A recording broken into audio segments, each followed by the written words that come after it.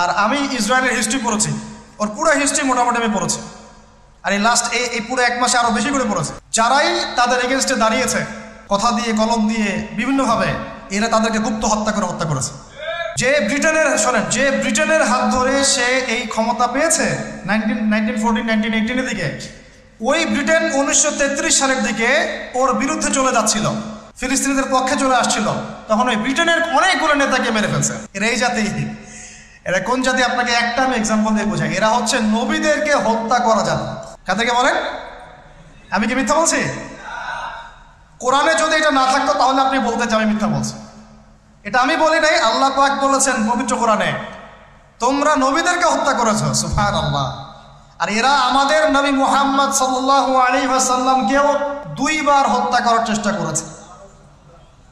একবার বনু নাজির যুদ্ধের আগে, আরেকবার খায়বার যুদ্ধের সময়।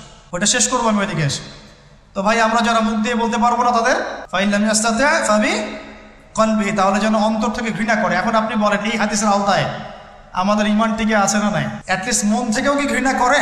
সাধারণ মানুষ মন থেকে অন্তত ঘৃণা করে।